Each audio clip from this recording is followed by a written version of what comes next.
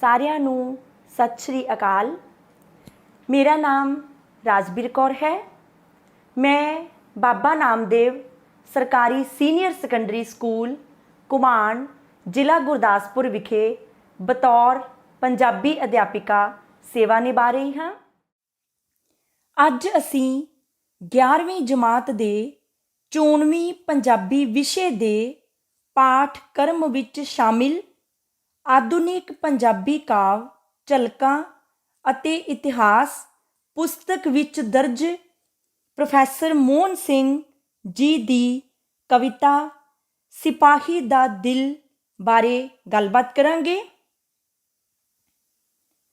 ਪੰਜਾਬੀ ਕਵਿਤਾ ਵਿੱਚ ਰੋਮਾਂਟਿਕ ਅਤੇ ਪ੍ਰਗਤੀਵਾਦੀ ਕਵਿਤਾ ਦੇ ਦੌਰ ਦੇ ਮੋਢੀ ਅਤੇ ਪ੍ਰਮੁੱਖ ਚੇਤਨ ਕਵੀ ਪ੍ਰੋਫੈਸਰ ਮੋਹਨ ਸਿੰਘ ਜੀ ਹਨ। ਪ੍ਰੋਫੈਸਰ ਮੋਹਨ ਸਿੰਘ ਜੀ ਇੱਕ ਲੋਕ ਕਵੀ ਵਾਂਗ ਚਰਚਿਤ ਹੋਏ। ਆਪ ਦਾ ਜਨਮ 20 ਅਕਤੂਬਰ 1905 ਈਸਵੀ ਨੂੰ ਪਿੰਡ ਮਰਦਾਨ, ਸੂਬਾ ਸਰਹੱਦ, ਪਾਕਿਸਤਾਨ ਵਿਖੇ ਡਾਕਟਰ ਜੋਧ ਸਿੰਘ ਦੇ ਘਰ ਹੋਇਆ। ਆਪ ਨੇ ਮੁੱਢਲੀ ਵਿੱਦਿਆ ਆਪਣੇ ਜੱਦੀ ਪਿੰਡ ਧਮਿਆਲ, ਜ਼ਿਲ੍ਹਾ ਰਾਵਲਪਿੰਡੀ ਤੋਂ ਪ੍ਰਾਪਤ ਕੀਤੀ। 1923 ਈਸਵੀ ਵਿੱਚ ਆਪ ਨੇ 10ਵੀਂ ਪਾਸ ਕੀਤੀ ਅਤੇ ਓਰੀਐਂਟਲ ਕਾਲਜ ਲਾਹੌਰ ਤੋਂ ਮੁਨਸ਼ੀ ਫਾਜ਼ਲ ਪਾਸ ਕੀਤੀ। ਕੁਝ ਸਮਾਂ ਆਪ ਖਾਨੇਵਾਲ ਦੇ ਹਾਈ ਸਕੂਲ ਵਿੱਚ ਅਧਿਆਪਕ ਰਹੇ। ਫਿਰ ਆਪ ਨੇ 1931 ਤੋਂ 33 ਈਸਵੀ ਵਿੱਚ ਫਾਰਸੀ ਦੀ MA ਪਾਸ ਕੀਤੀ ਅਤੇ ਖਾਲਸਾ ਕਾਲਜ ਸ੍ਰੀ ਅੰਮ੍ਰਿਤਸਰ ਸਾਹਿਬ ਵਿੱਚ ਫਾਰਸੀ ਦੇ ਪ੍ਰੋਫੈਸਰ ਲੱਗ ਗਏ। 1939 ਈਸਵੀ ਵਿੱਚ ਪ੍ਰੋਫੈਸਰ ਮੋਹਨ ਸਿੰਘ ਨੇ ਨੌਕਰੀ ਛੱਡ ਕੇ ਪੰਜ ਦਰਿਆ ਮਾਸਕ ਪੱਤਰ ਜਾਰੀ ਕੀਤਾ। ਪ੍ਰੋਫੈਸਰ ਮੋਹਨ ਸਿੰਘ ਜੀ ਨੇ ਕੋਈ 8 ਕਾਵਿ ਸੰਗ੍ਰਹਿ ਰਚੇ ਹਨ। ਆਪ ਜੀ ਦਾ ਸਭ ਤੋਂ ਪਹਿਲਾ ਕਾਵਿ ਸੰਗ੍ਰਹਿ ਚਾਰ ਹੰਝੂ ਸੀ, ਜਿਸ ਵਿੱਚ ਆਪ ਨੇ 4 ਕਵਿਤਾਵਾਂ ਨੂਰ ਜਹਾਨ, ਅਨਾਰਕਲੀ, ਬਸੰਤ ਅਤੇ ਰੱਬ ਛਪਵਾਈਆਂ। ਮਗਰੋਂ ਆਪ ਨੇ ਇਹ ਕਵਿਤਾਵਾਂ ਸਾਵੇ ਪੱਤਰ ਕਾਵਿ ਸੰਗ੍ਰਹਿ ਵਿੱਚ ਵੀ ਛਾਪ ਦਿੱਤੀਆਂ। ਇਸ ਤੋਂ ਬਾਅਦ ਆਪ ਨੇ ਕਸੁੰਬੜਾ, ਅਦਵਾਟੇ, ਕੱਚ ਸੱਚ, ਆਵਾਜ਼ਾਂ ਅਤੇ ਵੱਡਾ ਵੇਲਾ ਕਾਵਿ ਸੰਗ੍ਰਹਿ ਲਿਖੇ। ਆਪ ਦੇ ਗੀਤਾਂ ਵਿੱਚ ਸਰਲਤਾ, ਰਾਗ, ਆਪ ਮੁਹਾਰਤਾ ਅਤੇ ਜਜ਼ਬੇ ਦੀ ਬਹੁਲਤਾ ਵਰਗੇ ਗੁਣ ਹਨ। ਕਵਿਤਾ ਤੋਂ ਬਿਨਾਂ ਪ੍ਰੋਫੈਸਰ ਮੋਹਨ ਸਿੰਘ ਨੇ ਕਹਾਣੀ ਸੰਗ੍ਰਹਿ ਵੀ ਲਿਖਿਆ ਹੈ। ਆਪ ਜੀ ਦੇ ਕਹਾਣੀ ਸੰਗ੍ਰਹਿ ਦਾ ਨਾਂ ਹੈ ਨਿੱਕੀ ਨਿੱਕੀ ਵਾਸ਼ਨਾ। ਇਸ ਪ੍ਰਕਾਰ ਪ੍ਰੋਫੈਸਰ ਮੋਹਨ ਸਿੰਘ ਪੰਜਾਬੀ ਸਾਹਿਤ ਦੇ ਉੱਘੇ ਸਾਹਿਤਕਾਰ ਹੋਏ ਹਨ। ਆਪ ਜੀ ਨੇ ਦੇਸ਼ ਪਿਆਰ ਅਤੇ ਦੇਸ਼ ਭਗਤੀ ਦੇ ਜਜ਼ਬੇ ਨਾਲ ਪਾਠਕਾਂ ਨੂੰ ਝੰਜੋੜਿਆ। ਸਾਡੇ 11ਵੀਂ ਜਮਾਤ ਦੇ 94ਵੀਂ ਪੰਜਾਬੀ ਵਿਸ਼ੇ ਦੇ ਪਾਠਕ੍ਰਮ ਵਿੱਚ ਪ੍ਰੋਫੈਸਰ ਮੋਹਨ ਸਿੰਘ ਜੀ ਦੀ ਸ਼ਾਮਿਲ ਕਵਿਤਾ ਦਾ ਨਾਂ ਹੈ ਸਿਪਾਹੀ ਦਾ ਦਿਲ। ਇਸ ਕਵਿਤਾ ਵਿੱਚ ਕਵੀ ਨੇ ਜੰਗ ਵਿੱਚ ਜਾ ਰਹੇ ਇੱਕ ਪੰਜਾਬੀ ਸਿਪਾਹੀ ਦੀ ਦੇਸ਼ ਭਗਤੀ, ਬਹਾਦਰੀ, ਨਿਡਰਤਾ ਅਤੇ ਕੁਰਬਾਨੀ ਦੀ ਭਾਵਨਾ ਨੂੰ ਪੇਸ਼ ਕੀਤਾ ਹੈ। ਜੰਗ ਵਿੱਚ ਜਾ ਰਿਹਾ ਸਿਪਾਹੀ ਵਿਛੋੜੇ ਕਾਰਨ ਰੋ ਰਹੀ ਆਪਣੀ ਪਤਨੀ ਨੂੰ ਸੰਬੋਧਨ ਕਰਕੇ ਕਹਿੰਦਾ ਹੈ, ਵਾਗਾ ਛੱਡ ਦੇ ਹੰਝੂਆਂ ਵਾਲੀਏ ਨੀ, ਪੈਰ ਧਰਨ ਦੇ ਮੈਨੂੰ ਰਕਾਬ ਉੱਤੇ, ਸਾਡੇ ਦੇਸ਼ ਤੇ ਬਣੀ ਏ ਭੀੜ ਭਾਰੀ, ਟੁੱਟ ਪਏ ਨੇ ਵੈਰੀ ਪੰਜਾਬ ਉੱਤੇ, ਰੋ ਰੋ ਕੇ ਪਾਣੀ ਨਾ ਫੇਰ ਐਵੇਂ ਮੇਰੇ ਸੋਹਣੇ ਪੰਜਾਬ ਦੀ ਆਬ ਉੱਤੇ, ਸਰੂ ਵਰਗੀ ਜਵਾਨੀ ਮੈਂ ਫੂਕਣੀ ਏ, ਬਹਿ ਗਏ ਭੂੰਡ ਜੇ ਆ ਕੇ ਗੁਲਾਬ ਉੱਤੇ। ਕਿਹੜੀ ਗੱਲੋਂ ਤੂੰ ਹੌਕੇ ਤੇ ਲਏ ਹੌਕਾ, ਕਿਹੜੀ ਗੱਲੋਂ ਤੂੰ ਅੱਖਾਂ ਸੁਜਾਈਆਂ ਨੇ। ਲਾਂਘੇ ਪੰਜਾਂ ਦਰਿਆਵਾਂ ਦੇ ਸੰਨ ਥੋੜ੍ਹੇ, ਜੋ ਤੂੰ ਹੋਰ ਦੋ ਨਦੀਆਂ ਚੜ੍ਹਾਈਆਂ ਨੇ। ਵਾਗਾਂ ਸ਼ਬਦ ਦਾ ਅਰਥ ਹੈ ਘੋੜੇ ਦੀ ਲਗਾਮ ਨੂੰ ਬੱਧੀ ਡੋਰ। ਹੰਝੂਆਂ ਵਾਲੀਏ ਭਾਵ ਕਵੀ ਆਪਣੀ ਰੋ ਰਹੀ ਪਤਨੀ ਨੂੰ ਸੰਬੋਧਨ ਕਰਦਾ ਹੈ। ਰਕਾਬ ਸ਼ਬਦ ਦਾ ਅਰਥ ਹੈ ਘੋੜੇ ਦੀ ਕਾਠੀ ਦੇ ਤਸਮੇ ਨਾਲ ਬੱਧਾ ਪੈਰ ਰੱਖਣ ਵਾਲਾ ਕੁੰਡਲ।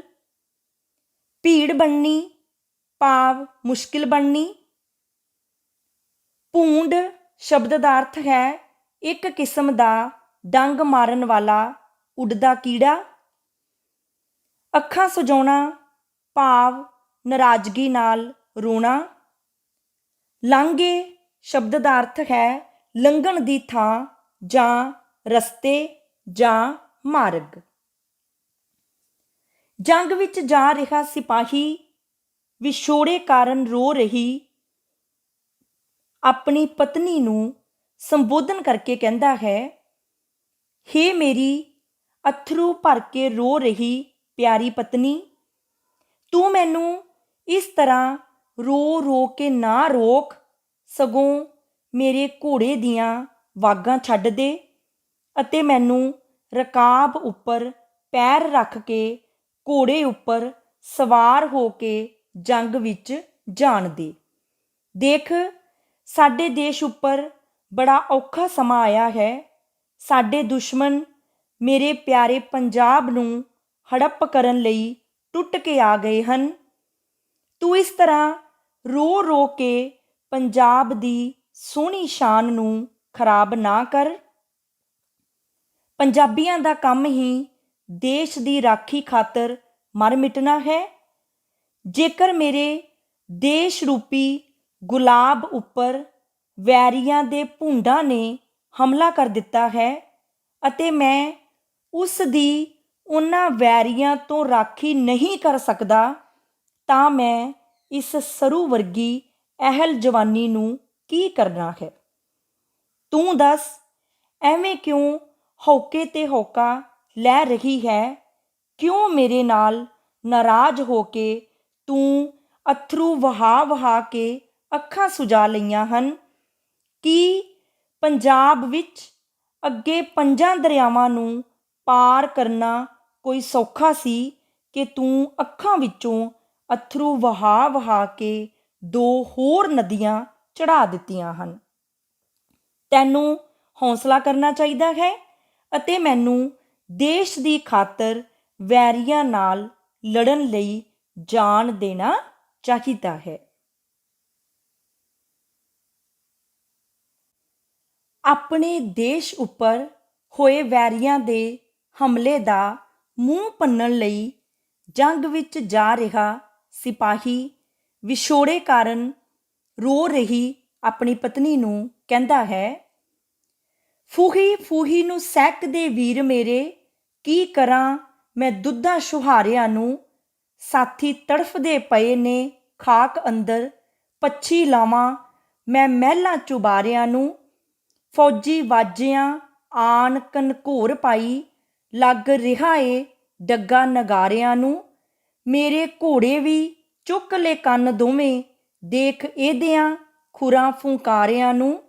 ਡੋਲੇ ਫੜਕਦੇ ਪਏ ਨੇ ਅੱਜ ਮੇਰੇ, ਜੋਸ਼ ਨਾਲ ਪਈ ਕੰਬਦੀ ਜਾਨ ਮੇਰੀ।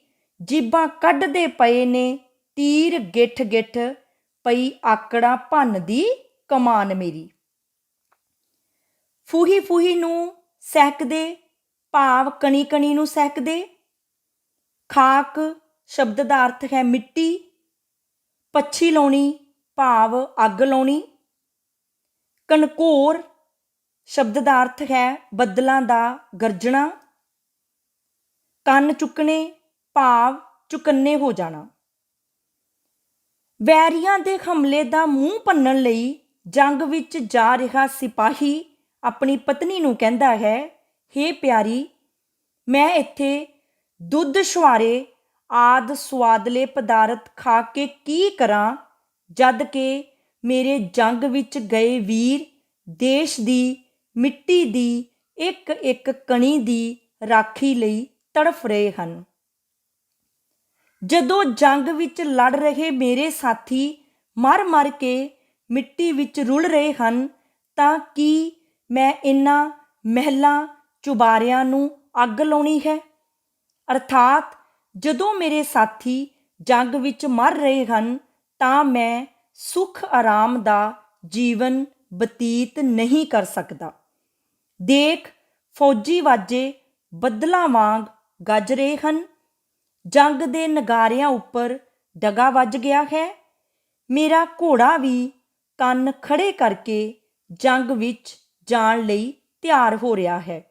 ਦੇਖ, ਇਹ ਕਿਵੇਂ ਫੁੰਕਾਰੇ ਮਾਰ ਰਿਹਾ ਹੈ ਅਤੇ ਖੁਰ ਚੁੱਕ ਰਿਹਾ ਹੈ। ਅੱਜ ਦੁਸ਼ਮਣਾਂ ਨੂੰ ਦੇਸ਼ ਉੱਪਰ ਚੜ੍ਹਿਆ ਦੇਖ ਕੇ ਮੇਰੇ ਡੌਲੇ ਫਰਕ ਰਹੇ ਹਨ ਅਤੇ ਜੋਸ਼ ਨਾਲ ਮੇਰੀ ਜਾਨ ਕੰਬ ਰਹੀ ਹੈ। ਮੇਰੇ ਪੱਥੇ ਵਿਚਲੇ ਤੀਰ ਗਿੱਠ ਗਿੱਠ ਜੀਭਾਂ ਕੱਢ ਕੇ ਦੁਸ਼ਮਣਾਂ ਨੂੰ ਮਾਰਨ ਲਈ ਗੁੱਸੇ ਵਿੱਚ ਆ ਰਹੇ ਹਨ ਅਤੇ ਮੇਰੀ ਕਮਾਨ ਵੀ ਆਕੜਾਂ ਭੰਨਦੀ ਹੋਈ ਦੁਸ਼ਮਣਾਂ ਉੱਪਰ ਤੀਰਾਂ ਦੀ ਵਰਖਾ ਕਰਨ ਲਈ ਤਤਪਰ ਹੋਈ ਪਈ ਹੈ।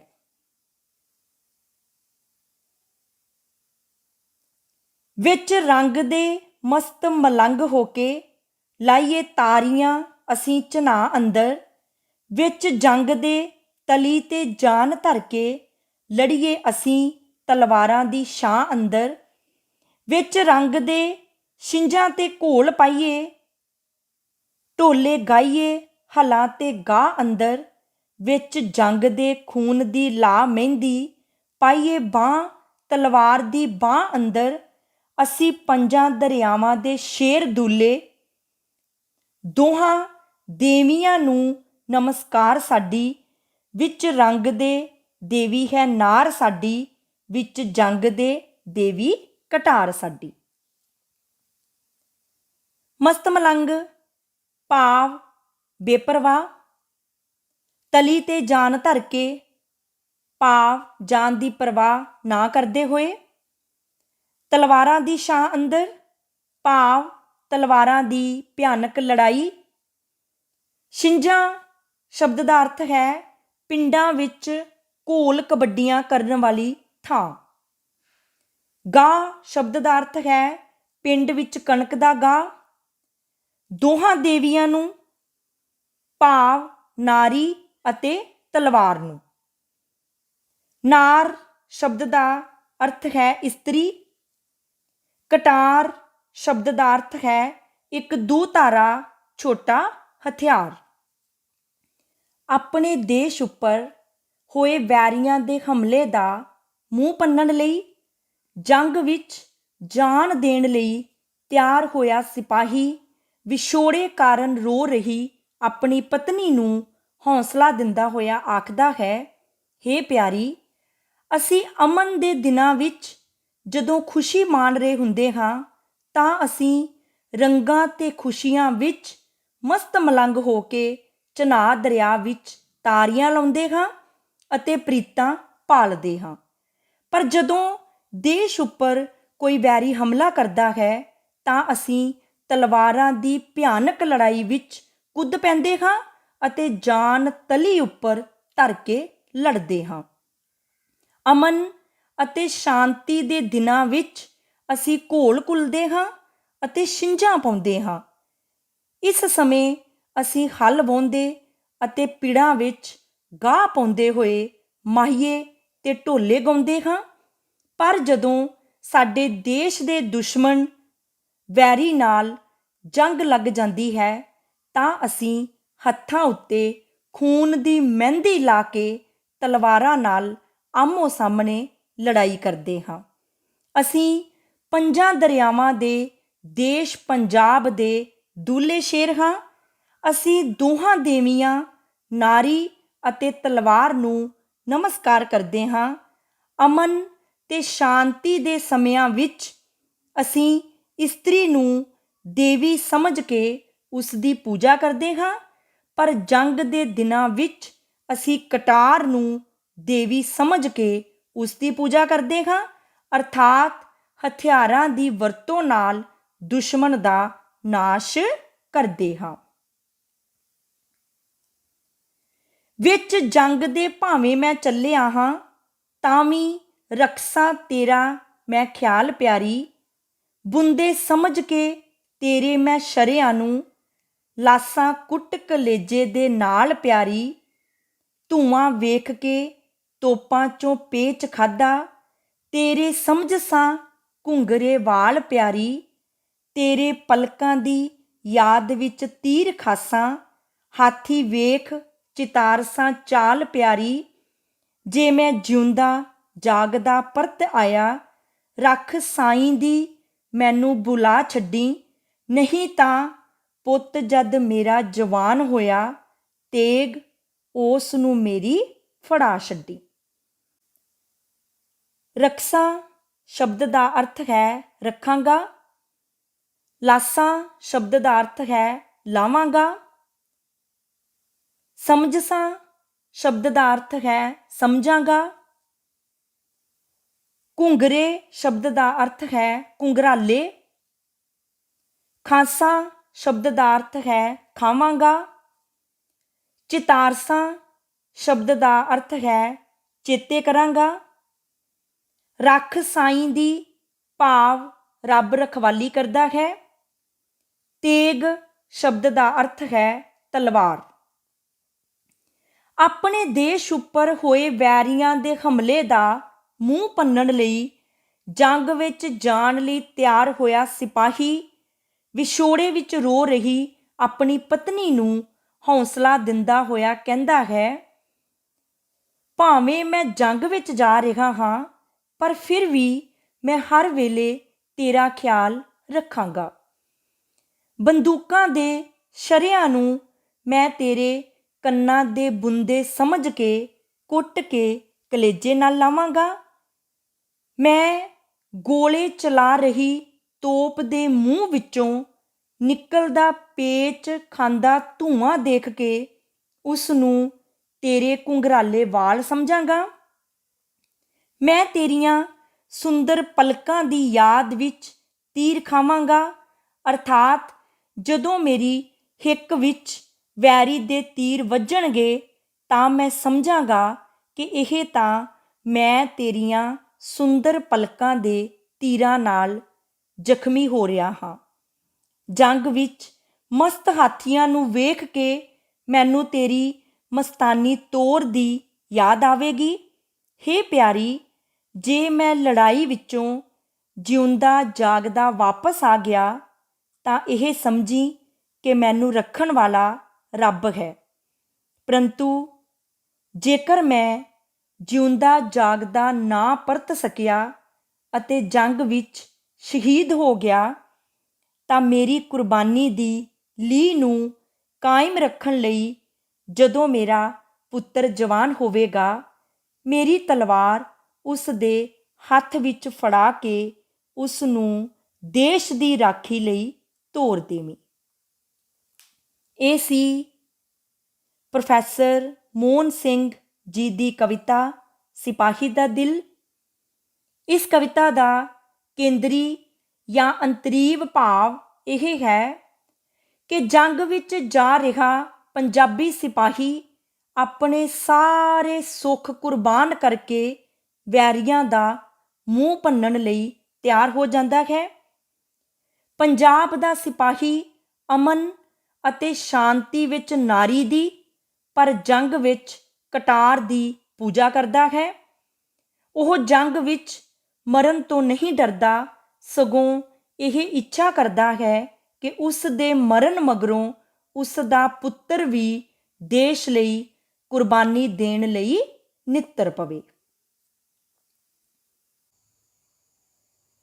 ਹੁਣ ਅਸੀਂ ਅਭਿਆਸ ਦੇ ਤੌਰ ਤੇ ਪ੍ਰੋਫੈਸਰ ਮੋਹਨ ਸਿੰਘ ਦੀ ਕਵਿਤਾ ਸਿਪਾਹੀ ਦਾ ਦਿਲ ਦੇ ਕੁਝ ਪ੍ਰਸ਼ਨ ਅਤੇ ਉਹਨਾਂ ਪ੍ਰਸ਼ਨਾਂ ਦੇ ਉੱਤਰ ਦੇਖਾਂਗੇ। ਪਹਿਲਾ ਪ੍ਰਸ਼ਨ ਹੈ, ਪ੍ਰੋਫੈਸਰ ਮੋਹਨ ਸਿੰਘ ਕਿਸ ਕਾਵਿਧਾਰਾ ਦੇ ਕਵੀ ਹਨ? ਇਸ ਪ੍ਰਸ਼ਨ ਦਾ ਉੱਤਰ ਹੈ ਪ੍ਰੋਫੈਸਰ ਮੋਹਨ ਸਿੰਘ ਆਧੁਨਿਕ ਕਾਵਿਧਾਰਾ ਦੇ ਕਵੀ ਹਨ। ਅਗਲਾ ਪ੍ਰਸ਼ਨ ਹੈ ਸਿਪਾਹੀ ਦਾ ਦਿਲ ਕਵਿਤਾ ਦਾ ਕਵੀ ਕੌਣ ਹੈ? ਇਸ ਪ੍ਰਸ਼ਨ ਦਾ ਉੱਤਰ ਹੈ ਸਿਪਾਹੀ ਦਾ ਦਿਲ ਕਵਿਤਾ ਦਾ ਕਵੀ ਪ੍ਰੋਫੈਸਰ ਮੋਹਨ ਸਿੰਘ ਹੈ। ਅਗਲਾ ਪ੍ਰਸ਼ਨ ਹੈ ਸਿਪਾਹੀ ਦਾ ਦਿਲ ਕਵਿਤਾ ਕਿਹੋ ਜਿਹੇ ਭਾਵਾਂ ਨਾਲ ਭਰਪੂਰ ਹੈ? ਇਸ ਪ੍ਰਸ਼ਨ ਦਾ ਉੱਤਰ ਹੈ ਸਿਪਾਹੀ ਦਾ ਦਿਲ ਕਵਿਤਾ ਦੇਸ਼ ਭਗਤੀ ਭਰੇ ਭਾਵਾਂ ਨਾਲ ਭਰਪੂਰ ਹੈ। ਅਗਲਾ ਪ੍ਰਸ਼ਨ ਹੈ ਹੰਝੂਆਂ ਵਾਲੀ ਕੌਣ ਹੈ? ਇਸ ਪ੍ਰਸ਼ਨ ਦਾ ਉੱਤਰ ਹੈ ਹੰਝੂਆਂ ਵਾਲੀ ਸਿਪਾਹੀ ਦੀ ਪਤਨੀ ਹੈ। ਅਗਲਾ ਪ੍ਰਸ਼ਨ ਹੈ ਸਿਪਾਹੀ ਦੀ ਪਤਨੀ ਪਤੀ ਨੂੰ ਜੰਗ ਵਿੱਚ ਜਾਣੋਂ ਰੋਕਣ ਲਈ ਉਸ ਦੇ ਘੋੜੇ ਦੀਆਂ ਵਾਗਾਂ ਫੜ ਕੇ ਕੀ ਕਰ ਰਹੀ ਹੈ? ਇਸ ਪ੍ਰਸ਼ਨ ਦਾ ਉੱਤਰ ਹੈ ਰੋ ਰਹੀ ਹੈ। ਅਗਲਾ ਪ੍ਰਸ਼ਨ ਹੈ ਸਿਪਾਹੀ ਦਾ ਦਿਲ ਕਵਿਤਾ ਅਨੁਸਾਰ ਕਿਸ ਦੇਸ਼ ਉੱਤੇ ਭੀੜ ਬਣੀ ਹੋਈ ਹੈ? ਇਸ ਪ੍ਰਸ਼ਨ ਦਾ ਉੱਤਰ ਹੈ ਪੰਜਾਬ ਦੇਸ਼ ਉੱਤੇ ਭੀੜ ਬਣੀ ਹੋਈ ਹੈ। ਅਗਲਾ ਪ੍ਰਸ਼ਨ ਹੈ ਸਰੂ ਵਰਗੀ ਜਵਾਨੀ ਕਿਸ ਦੀ ਹੈ? ਇਸ ਪ੍ਰਸ਼ਨ ਦਾ ਉੱਤਰ ਹੈ ਸਰੂ ਵਰਗੀ ਜਵਾਨੀ ਸਿਪਾਹੀ ਦੀ ਹੈ। ਅਗਲਾ ਪ੍ਰਸ਼ਨ ਹੈ ਸਿਪਾਹੀ ਜੰਗ ਵਿੱਚ ਕਿਸ ਤਰ੍ਹਾਂ ਲੜਦੇ ਹਨ? ਇਸ ਪ੍ਰਸ਼ਨ ਦਾ ਉੱਤਰ ਹੈ ਸਿਪਾਹੀ ਜੰਗ ਵਿੱਚ ਜਾਨ ਤਲੀ ਉੱਤੇ ਧਰ ਕੇ ਲੜਦੇ ਹਨ। ਅਗਲਾ ਪ੍ਰਸ਼ਨ ਹੈ ਸਿਪਾਹੀ ਦਾ ਦਿਲ ਕਵਿਤਾ ਵਿੱਚ ਕਿਹੜੀਆਂ ਦੋ ਦੇਵੀਆਂ ਦਾ ਜ਼ਿਕਰ ਆਇਆ ਹੈ? ਇਸ ਪ੍ਰਸ਼ਨ ਦਾ ਉੱਤਰ ਹੈ ਤਲਵਾਰ ਅਤੇ ਨਾਰ ਦੋ ਦੇਵੀਆਂ ਦਾ ਜ਼ਿਕਰ ਆਇਆ ਹੈ। ਅਗਲਾ ਪ੍ਰਸ਼ਨ ਹੈ ਸਿਪਾਹੀ ਆਪਣੀ ਮੌਤ ਹੋਣ ਦੀ ਹਾਲਤ ਵਿੱਚ ਆਪਣੀ ਤਲਵਾਰ ਕਿਸ ਦੇ ਹੱਥ ਦੇਣੀ ਚਾਹੁੰਦਾ ਹੈ? ਇਸ ਪ੍ਰਸ਼ਨ ਦਾ ਉੱਤਰ ਹੈ ਆਪਣੇ ਪੁੱਤਰ ਦੇ ਹੱਥ ਵਿੱਚ ਦੇਣੀ ਚਾਹੁੰਦਾ ਹੈ।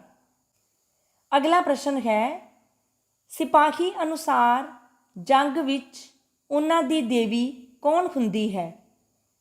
ਇਸ ਪ੍ਰਸ਼ਨ ਦਾ ਉੱਤਰ ਹੈ ਤਲਵਾਰ ਹੁੰਦੀ ਹੈ।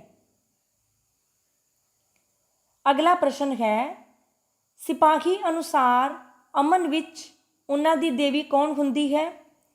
ਇਸ ਪ੍ਰਸ਼ਨ ਦਾ ਉੱਤਰ ਹੈ ਨਾਰ ਹੁੰਦੀ ਹੈ। ਅਗਲਾ ਪ੍ਰਸ਼ਨ ਹੈ ਸਿਪਾਹੀ ਅਮਨ ਤੇ ਖੁਸ਼ੀ ਦੇ ਸਮਿਆਂ ਵਿੱਚ ਕਿਸ ਦੀ ਪੂਜਾ ਕਰਦੇ ਹਨ? ਇਸ ਪ੍ਰਸ਼ਨ ਦਾ ਉੱਤਰ ਹੈ ਸਿਪਾਹੀ ਅਮਨ ਤੇ ਖੁਸ਼ੀ ਦੇ ਸਮਿਆਂ ਵਿੱਚ ਇਸਤਰੀ ਨੂੰ ਦੇਵੀ ਸਮਝ ਕੇ ਉਸ ਦੀ ਪੂਜਾ ਕਰਦੇ ਹਨ। ਅਗਲਾ ਪ੍ਰਸ਼ਨ ਹੈ ਸਿਪਾਹੀ ਦਾ ਦਿਲ ਕਵਿਤਾ ਵਿੱਚ ਪੰਜਾਬੀ ਨੌਜਵਾਨ ਦੀ ਕਿਹੜੀ ਭਾਵਨਾ ਨੂੰ ਪ੍ਰਗਟ ਕੀਤਾ ਗਿਆ ਹੈ? ਇਸ ਪ੍ਰਸ਼ਨ ਦਾ ਉੱਤਰ ਹੈ ਦੇਸ਼ ਭਗਤੀ ਦੀ ਭਾਵਨਾ ਨੂੰ ਪ੍ਰਗਟ ਕੀਤਾ ਗਿਆ ਹੈ।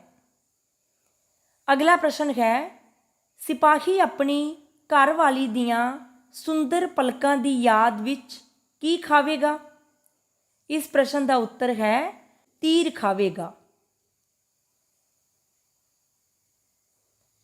ਅਗਲਾ ਪ੍ਰਸ਼ਨ ਹੈ ਸਿਪਾਹੀ ਦਾ ਦਿਲ ਕਵਿਤਾ ਦਾ ਵਿਸ਼ਾ ਕੀ ਹੈ? ਇਸ ਪ੍ਰਸ਼ਨ ਦਾ ਉੱਤਰ ਹੈ ਸਿਪਾਹੀ ਦਾ ਦਿਲ ਕਵਿਤਾ ਦਾ ਵਿਸ਼ਾ ਇੱਕ ਪੰਜਾਬੀ ਸਿਪਾਹੀ ਦੀ ਦੇਸ਼ ਦੀ ਰਾਖੀ ਲਈ ਕੁਰਬਾਨੀ ਕਰਨ ਦੀ ਭਾਵਨਾ ਹੈ। ਅਗਲਾ ਪ੍ਰਸ਼ਨ ਹੈ ਸਿਪਾਹੀ ਅਮਨ ਅਤੇ ਸ਼ਾਂਤੀ ਦੇ ਦਿਨਾਂ ਵਿੱਚ ਕੀ ਕਰਦੇ ਹਨ? ਇਸ ਪ੍ਰਸ਼ਨ ਦਾ ਉੱਤਰ ਹੈ ਸਿਪਾਹੀ ਅਮਨ ਅਤੇ ਸ਼ਾਂਤੀ ਦੇ ਦਿਨਾਂ ਵਿੱਚ ਖੁਸ਼ੀਆਂ ਮਨਾਉਂਦੇ ਹਨ, ਪਿਆਰ ਪਾਲਦੇ ਹਨ ਅਤੇ ਛਿੰਝਾਂ ਪਾਉਂਦੇ ਹਨ।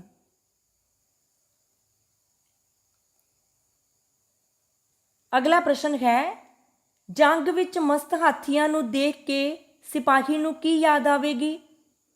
ਇਸ ਪ੍ਰਸ਼ਨ ਦਾ ਉੱਤਰ ਹੈ, ਜੰਗ ਵਿੱਚ ਮਸਤ ਹਾਥੀਆਂ ਨੂੰ ਦੇਖ ਕੇ ਸਿਪਾਹੀ ਨੂੰ ਆਪਣੀ ਪਤਨੀ ਦੀ ਮਸਤਾਨੀ ਤੋਰ ਦੀ ਯਾਦ ਆਵੇਗੀ। ਅਗਲਾ ਪ੍ਰਸ਼ਨ ਹੈ, ਰੰਗਾਂ ਤੇ ਖੁਸ਼ੀਆਂ ਵਿੱਚ ਮਸਤ ਮਲੰਗ ਹੋ ਕੇ ਸਿਪਾਹੀ ਕਿਹੜੇ ਦਰਿਆ ਵਿੱਚ ਤਾਰੀਆਂ ਮਾਰਦੇ ਅਤੇ ਪ੍ਰੀਤਾਂ ਪਾਲਦੇ ਹਨ? ਇਸ ਪ੍ਰਸ਼ਨ ਦਾ ਉੱਤਰ ਹੈ, ਰੰਗਾਂ ਅਤੇ ਖੁਸ਼ੀਆਂ ਵਿੱਚ ਮਸਤ ਮਲੰਗ ਹੋ ਕੇ ਸਿਪਾਹੀ ਚਨਾਹ ਦਰਿਆ ਵਿੱਚ ਤਾਰੀਆਂ ਮਾਰਦੇ ਅਤੇ ਪ੍ਰੀਤਾਂ ਪਾਲਦੇ ਹਨ। ਇਹ ਸੀ ਆਧੁਨਿਕ ਪੰਜਾਬੀ ਕਾਵਿ ਦੇ ਕਵੀ ਪ੍ਰੋਫੈਸਰ ਮੋਹਨ ਸਿੰਘ ਦੀ ਕਵਿਤਾ ਸਿਪਾਹੀ ਦਾ ਦਿਲ। ਇਸ ਕਵਿਤਾ ਦਾ ਵਿਸ਼ਾ ਇੱਕ ਪੰਜਾਬੀ ਸਿਪਾਹੀ ਦੀ ਦੇਸ਼ ਦੀ ਰਾਖੀ ਲਈ ਕੁਰਬਾਨੀ ਕਰਨ ਦੀ ਭਾਵਨਾ ਹੈ। ਕਵੀ ਦੁਆਰਾ ਨੌਜਵਾਨ ਸਿਪਾਹੀ ਦੀ ਦੇਸ਼ ਭਗਤੀ, ਬਹਾਦਰੀ, ਨਿਡਰਤਾ ਅਤੇ ਕੁਰਬਾਨੀ ਦੀ ਭਾਵਨਾ ਨੂੰ ਬਿਆਨ ਕਰਨ ਦਾ ਢੰਗ ਰੌਚਕ ਅਤੇ ਜਜ਼ਬੇ ਭਰਪੂਰ ਹੈ। ਸ਼ਬਦ ਚੋਣ ਸੁੰਦਰ ਅਤੇ ਭਾਵਾਂ ਦੇ ਅਨੁਕੂਲ ਹੈ। ਔਖੇ ਤੋਂ ਔਖੇ ਵਿਚਾਰ ਅਤੇ ਸੂਖਮ ਜਜ਼ਬੇ ਨੂੰ ਸਹਿਜ, ਸਪਸ਼ਟ ਅਤੇ ਸਰਲ ਢੰਗ ਨਾਲ ਪੇਸ਼ ਕੀਤਾ ਗਿਆ ਹੈ। ਇਸ ਤਰ੍ਹਾਂ ਕਵੀ ਨੇ ਪੰਜਾਬੀਆਂ ਦਾ ਦੇਸ਼ ਪਿਆਰ, ਬਹਾਦਰੀ ਅਤੇ ਆਨੰਦਮਈ ਜੀਵਨ ਜਿਉਣ ਦੇ ਜਜ਼ਬੇ ਨੂੰ ਪ੍ਰਗਟ ਕੀਤਾ ਹੈ। ਧੰਨਵਾਦ।